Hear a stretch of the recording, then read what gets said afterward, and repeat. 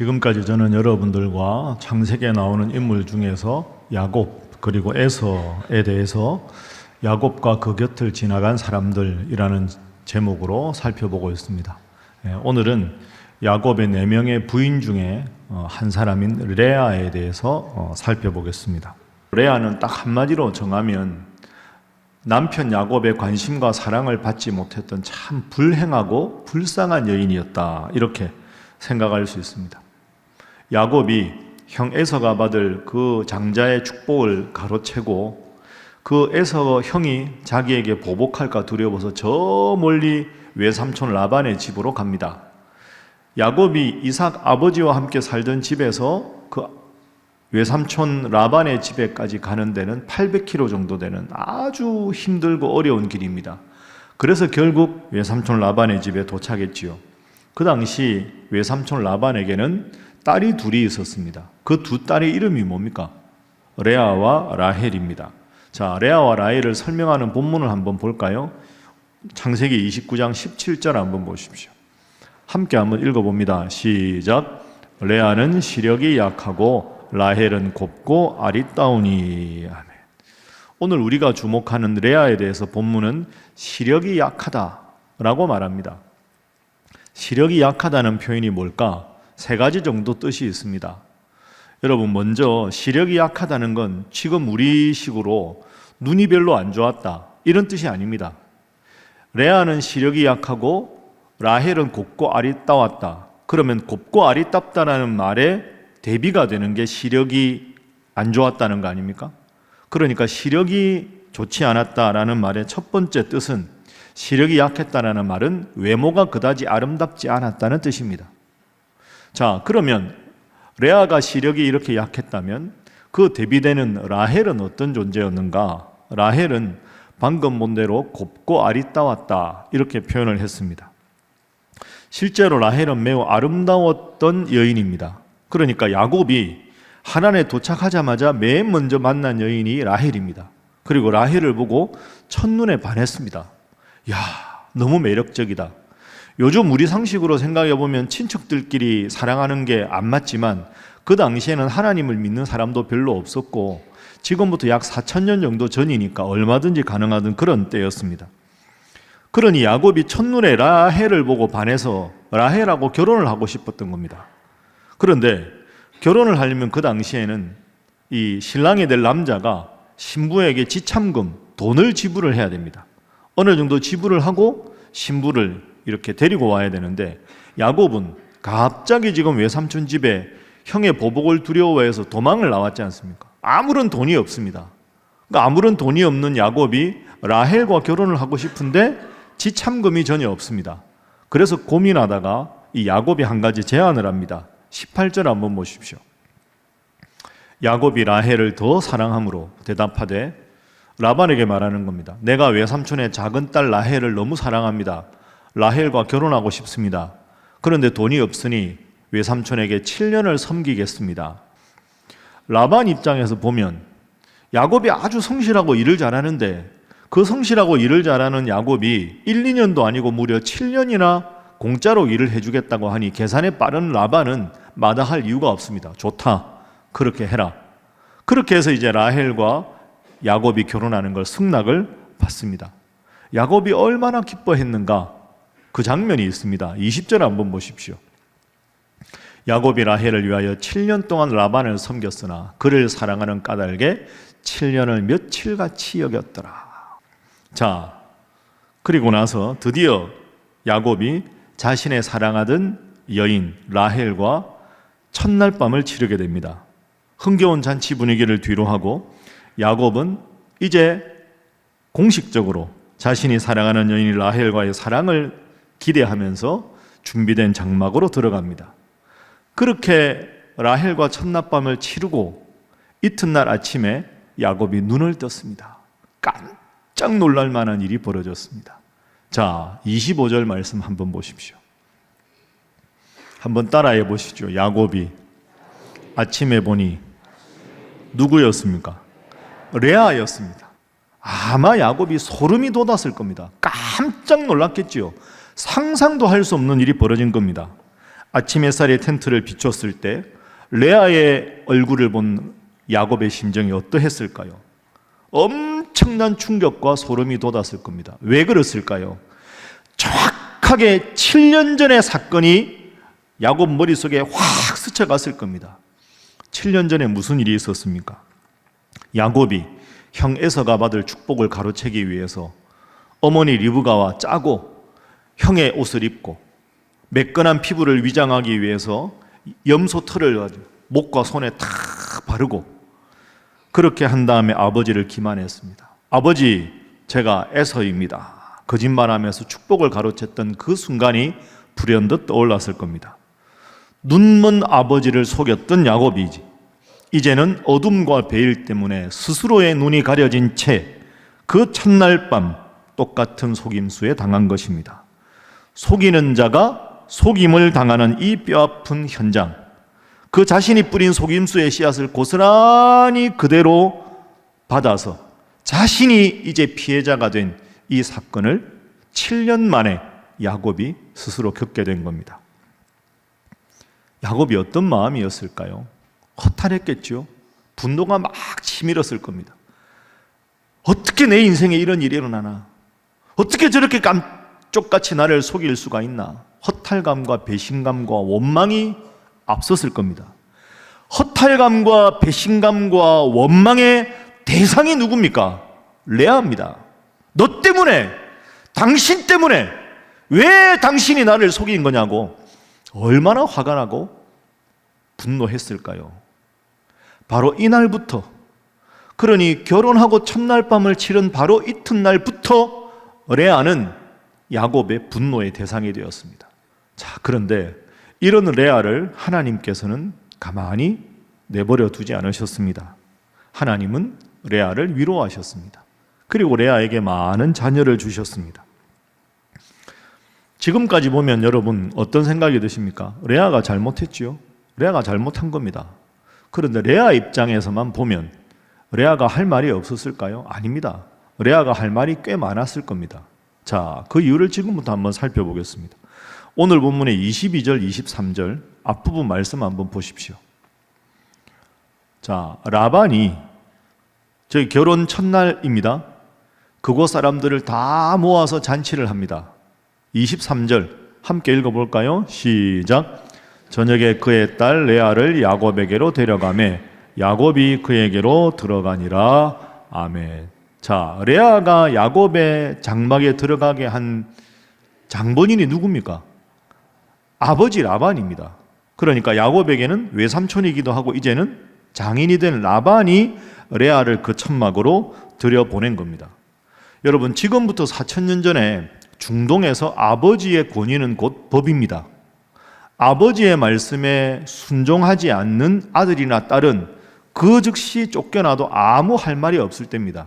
그러니까 레아 입장에서만 보면 아버지의 명령을 거부할 명분과 힘이 없었던 겁니다. 그걸 알 수 있는 이유가 이 일이 벌어지면 여러분 누가 또 한 명이 흥분하겠습니까? 라헬이 흥분하지 않겠습니까? 아버지 어떻게 이럴 수가 있습니까? 언니가 어떻게 야곱의 장막에 들어갑니까? 여러분 성경 보십시오. 라헬이 한마디도 안 합니다. 그게 무슨 뜻일까요? 아버지의 권위 앞에 레아도 라헬도 한마디도 할 수 없는 것이 당시의 가부장적인 문화의 구조였다는 거죠. 그렇습니다. 그러나 레아 입장에서만 본다면 동생을 대신해서 자기가 야곱의 장막에 들어간 게 속임수지만 자기도 그 일에 동참했지만 이 일을 주도한 것은 어디가 아니라 아버지였습니다. 그런데 하나님이 가만히 레아를 눈여겨보셨습니다. 야, 레아야, 너 참 힘들겠다. 불쌍하다. 슬프지? 외롭지? 내가 너를 도와주겠다. 하나님께서 레아와 함께 해주셨습니다. 자, 오늘 우리가 31절부터 읽었는데요. 하나님의 도우심을 보죠. 31절 함께 읽어봅니다. 시작. 여호와께서 레아가 사랑받지 못함을 보시고 그의 태를 여셨으나 라헬은 자녀가 없었더라. 아멘. 남편의 사랑을 못 받는 레아를 보시고 그의 태를 열어주셨다. 다산의 복을 주셨다라는 겁니다. 여러분, 레아가 야곱과 결혼해서 낳은 아이가 몇 명이라고요? 예. 아들 6에 딸 하나, 7입니다. 이것도 좀 이해가 안 되시지요? 아니 사랑도 없는데, 아니 레아를 사랑하지도 않고 미워했다는데 어떻게 또 애는 그렇게 많이 낳았나? 아마 여러분 이런 생각 하실 텐데요. 이게 4,000년 전입니다. 그리고 4,000년 전에는 다산이 축복인 시대입니다. 그래서 당시 문화에서 어쨌든 남편은 어떤 이유로 결혼을 했든지 간에 아내에게는 자녀를 낳아줄 수 있는 의무가 있습니다. 왜? 자손을 이어야 되니까. 다산의 축복이니까. 그 야곱은 의도하든 의도하지 않아도 어쨌든 가끔은 레아와 함께 한 장막에 들어간 겁니다. 근데 거기서 하나님이 역사하신 거죠. 레아와 야곱이 한 장막에 들어가는 그날마다 하나님은 순풍순풍 아이를 계속 낳게 해주신 겁니다. 그러니 사랑받는 라헬은 한 명도 아이를 못 낳고 있는데 레아는 그냥 들어가기만 하면 아이를 낳게 된 겁니다. 근데 레아가 그렇게 아들을 막 낳으면서 마음에 꼭 한 가지 바라는 게 있었습니다. 이 아들 낳으면 아들 때문에 남편이 나를 사랑해 주겠지. 둘째 낳을 때도 이제는 둘째니까 아들이 생겼으니 이 아들 보면서 엄마인 나를 사랑해 주겠지. 셋째도 그렇겠지. 이 마음으로 계속 아이를 낳습니다. 자, 그 낳은 아이들 이름을 한번 볼까요? 32절부터 오늘 본문에 나오는데요. 32절 보십시오. 첫 아들입니다. 레아가 임신하여 아들을 낳고 그 이름을 르우벤이라 하여 이르되 여호와께서 나의 괴로움을 돌보셨으니 이제는 보십시오. 내 남편이 나를 사랑할 것이다. 르우벤은 보라 아들이라 이런 뜻입니다. 여보, 내가 당신의 아들을 낳았어요. 이런 이름이 르우벤입니다. 남편이여 나를 사랑해 주세요. 이런 간절한 바람이 담긴 거죠. 둘째 볼까요? 33절. 다시 임신해서 아들을 낳습니다. 여호와 하나님이 내가 남편에게 사랑받지 못함을 들으셨다. 그래서 아들을 주셨다. 그래서 시므온의 이름의 뜻은 들으심입니다. 내가 사랑받지 못함을 하나님이 들으셨다. 그러니 남편이 나를 사랑해 주겠지. 그 시므온의 이름 뜻입니다. 셋째도 볼까요? 34절. 또 아들을 낳습니다. 그에게 새 아들을 낳았으니 내 남편이 지금부터 나와 연합할 것이다. 지금부터 나와 한 몸이 되어 나를 사랑해 줄 것이다. 그래서 셋째 아들 이름은 레위인데요. 연합하다, 하나가 되다 이런 뜻입니다. 여러분 어떻습니까? 첫째, 둘째, 셋째 아들 낳을 때마다 야곱을 떠올리는 겁니다. 하나님이 아들 낳았으니까, 주셨으니까 야곱이 나 사랑하겠지. 연합해 주겠지. 내 입장을 들어주겠지. 오직 남편만 바라보고 있습니다. 그런데 안타깝게도 남편 야곱은 요지부동입니다. 변화가 없습니다. 여전히 레아에 대해서 애정을 품지 않습니다. 레아가 참 힘들었겠지요. 실망스러웠겠지요. 불면의 세월을 보냈을 겁니다. 그런데 넷째 아들을 딱 낳았을 때는 고백이 완전히 달라집니다. 자, 넷째를 낳는 장면이 오늘 함께 읽은 35절입니다. 35절 한번 보시죠. 자, 함께 읽어봅니다. 시작. 그가 또 임신하여 아들을 낳고 이르되 내가 이제는 여호와를 찬송하리로다 하고 이로 말미암아 그가 그의 이름을 유다라 하였고 그의 출산이 멈추었더라. 아멘. 넷째 아들 이름이 뭡니까?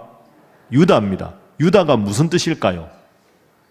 따라합니다. 내가 이제는 여호와를 찬송하리로다. 찬송이라는 뜻입니다. 내가 이제는 여호와를 찬송하리로다. 여러분이 변화가 느껴지십니까? 첫째부터 셋째 낳았을 때는 계속 아들입니다, 여보. 이제 나를 사랑해 주세요. 하나님 제 서러움을 들어주세요. 시몬. 이제는 나와 하나가 되어 주세요. 레위. 계속해서 남편만 바라봅니다. 남편의 사랑을 갈구하던 여인입니다. 그러다가 넷째가 딱 태어났을 때 마음을 바꿉니다. 그래, 남편 바라보지 말고 하나님 바라보자. 하나님, 이 아이들을 주신 것도 하나님이고 야곱과 결혼하게 하신 분도 하나님이니 저는 이제부터 너무 남편만 바라보고 애걸복걸하지 않고 하나님 찬양하며 살겠습니다 하면서 유다라는 이름을 짓습니다. 여러분, 이게 엄청난 영적인 반전이죠. 남편 야곱의 마음은 변한 것이 하나도 없습니다. 여전히 야곱은 라헬만 사랑하고 있었습니다. 환경은 그대로였는데 레아의 마음 중심이 옮겨진 것이지요. 오직 남편의 사랑을 구걸하던 비참한 자리에서 일어나서 나를 보고 계시고 내 기도를 들으시는 하나님 한 분만으로 내 영혼이 이제 만족하겠습니다. 이 고백을 유다를 낳으면서 한 겁니다. 여러분, 여기까지 말씀을 듣고 여러분 스스로를 가만히 한번 돌아보십시오. 어쩌면 우리는 레아의 모습과 닮지 않았습니까? 왜 저 사람이 나를 사랑해 주지 않나? 왜 내가 이렇게 노력하는데 저 사람은 나한테 관심이 없을까? 그게 아이들일 수도 있고 배우자일 수도 있고 누군가일 수도 있겠지요. 왜 내 환경은 이렇게 안 좋아지나? 내가 이렇게 노력하는데, 이렇게 기도하는데 왜 환경이 안 풀리나? 답답한 그런 상황이. 근데 여러분, 유다를 낳았을 때 이 레아의 모습을 잘 생각해 보십시오. 이게 주는 교훈이 참 큽니다. 이제는 여러분, 누군가의 사랑을 간절하게 구하고 내 환경이 바뀌고자 하는 환경을 바라보는 시선을 내려놓으십시오. 그리고 유다를 낳았을 때 레아처럼 이제는 하나님 찬양하겠습니다. 이랬을 때 레아의 인생이 바뀌게 됩니다. 이제는 내가 여호와를 찬송하리로다. 이제는 내가 하나님을 찬양하겠습니다. 이 유다의 고백이 오늘 예배 참석하신 우리 신일의 모든 성도들의 고백이 되기를 주님 이름으로 축복합니다. 이제 하나님이 어떻게 하시는가? 자, 이제 제가 여러분들에게 마지막으로 목회적인 권고를 드리겠습니다. 끝내 여러분의 인생을 행복하게 해주실 하나님을 바라보고 하나님께 기도하십시오. 자, 이렇게 해서 이제 그 다음에 또 아이들을 낳고 해서 이제 육남일녀를 낳게 됩니다. 그러다가 레아 인생이 거의 끝날 무렵인데요. 이 야곱 이야기가 다 끝나거든요, 이러다가. 그리고 요셉 이야기로 넘어갑니다, 37장부터. 그런데 뜻밖의 창세기 저 뒤에 가면 제일 끝 바로 앞에 창세기 49장에 보면 뜻밖의 가볍게 여길 수 있는 사건이 하나 등장합니다. 야곱이 죽을 때가 됐습니다. 야곱이 이제 죽을 날을 얼마 남겨놓고 유언을 하는 장면인데요. 야곱이 뭐라고 유언을 하는가 한번 보십시오. 창세기 49장 29절 보십시오. 그가 그들에게 명하여 이르되, 그가는 야곱입니다. 나 야곱이 이제 내 조상들에게로 돌아간다. 내가 이제 죽게 되었다 하면서 나 무덤은 햇사람 에브론의 밭에 있는 굴에 우리 선조들과 함께 장사를 지내다오. 그러니까 나 여기 묻지 말고 저 원래 가나안 땅에 거기에 헤브론의 밭에 있는 굴에 장사해다오. 자, 그 다음에 보십시오. 31절. 그 무덤에 누가 있느냐? 아브라함과 사라, 그리고 이삭과 리브가, 그리고 나도 레아를 그곳에 장사하였노라. 이게 무슨 말입니까? 내가 죽거든 레아 곁에 묻어다오. 이게 야곱의 마지막 유언입니다. 여러분, 이게 무슨 뜻일까요? 내가 죽으면 레아 곁에 묻어다오. 라헬은 어떻게 되었을까? 라헬은요, 베들레헴 길을 가다가 고통을 당하고 베들레헴 길가에 쓸쓸히 묻힙니다. 사랑을 받았던 라헬은 길가에 홀로 묻히고요, 아브라함과 이삭과 무엇보다 레아가 묻어 있는 그 무덤에 야곱이 나는 레아 곁에 묻어다오 라고 이야기하는 겁니다. 야곱의 마음이 이런 마음이지요. 레아가 좋았다. 라헬이 아니라 결국은 나를 사랑한 여인은 레아였다. 레아가 참 고마운 여인이었다. 이런 마음입니다.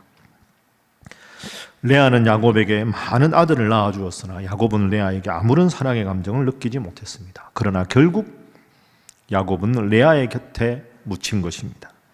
결국 레아는 살아서 얻지 못했던 남편의 온전한 곁을 영원히 얻게 된 것이지요. 그리고 더한 반전이 있습니다. 아까 아들 쭉 낳았을 때 넷째 아들 낳고 이제 내가 하나님을 찬양하겠습니다 하고 아들 이름을 유다라 지었죠. 그 유다가 넷째 아들인데 명실상부한 선봉이 됩니다. 가장 위대한 지파가 되지요. 그래서 이 유다 지파를 통해서 이스라엘의 가장 위대한 전성기를 이룬 왕이 태어납니다. 누굽니까? 다윗, 솔로몬, 전부 레아의 후손인 유다 지파를 통해서 태어납니다. 더 중요한 게 있습니다. 온 인류를 위한 구원자 예수 그리스도께서 유다 지파를 통해서 오셨습니다. 그 유다의 친모가 바로 레아입니다. 라헬의 소생이 아니었습니다. 그래서 여러분에게 권면합니다. 여러분도 세상의 인정을 받는 것, 그게 야곱이든 라헬이든 그 베일을 벗어던지고 눈을 들어서 여러분을 바라보고 계시는 하나님께 시선을 고정하십시오. 그래서 하나님의 위로와 임재가 임할 때 내가 하나님으로부터 위로를 받고 그 결과로 여러분의 엉켜졌던 인간관계의 실타리도 공허했던 삶의 자리도 하나님께서 친히 만져주실 것입니다. 사랑하는 우리 신일교회 성도 여러분, 하나님은 우리가 사람의 위로에 목매는 인생이 아니라 하나님을 찬양하는 인생이 되기를 원하십니다. 내가 집착하던 그 무언가를 이제는 하나님 발치에 내려놓고 주님, 제 상황은 변하지 않았지만 그래도 지금부터 저는 주님을 찬양합니다 하는 유다, 그렇게 고백할 때 하나님은 여러분의 인생의 외로움과 결핍을 축복의 근원으로 바꾸어 주실 줄로 믿습니다. 이제 말씀을 정리하겠습니다. 오늘 우리가 살펴본 레아의 인생은 잘못 배달된 사랑처럼 시작되었습니다. 하지만 그 끝은 하나님께서 예비하신 가장 아름다운 영광스러운 자리였습니다. 레아는 평생 남편의 눈길 한 번에 목말라 하며 살았지만 하나님은 그녀의 그 마른 눈물 자국 위에 다윗과 솔로몬 그리고 예수 그리스도의 족보라는 찬란한 꽃을 피워 주셨습니다. 우리 인생도 마찬가지입니다.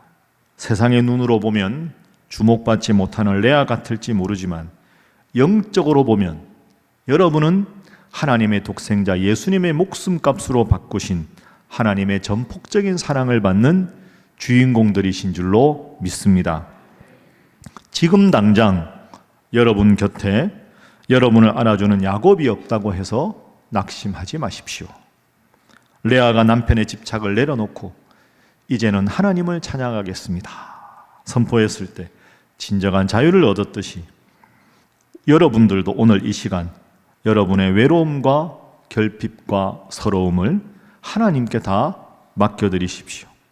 여러분이 그렇게만 하시면 고단했던 레아의 삶이 마침내 야곱 곁에서 평안한 안식을 얻었듯이 하나님께서 여러분의 눈물 어린 인내와 믿음의 고백을 헛되지 않게 해주실 줄로 믿습니다. 하나님께서는 여러분의 아픔을 보석으로 빚으셔서 훗날 저 천국에서 잘 견뎠다, 훌륭하다, 사랑하는 딸아, 사랑하는 아들아 하시면서 그분의 따뜻한 품에 여러분을 안아주실 것입니다. 그 아름다운 행복의 열매를 맺을 때까지 앞으로 너무 사람 바라보지 마시고 환경만 바라보지 마시고 눈을 들어 하나님 바라보시고 그 하나님의 시선 안에서 당당하게 노래하며 헌신하는 레아의 후손, 우리 사랑하는 신일의 모든 성도들이 되시기를 주님 이름으로 축복합니다.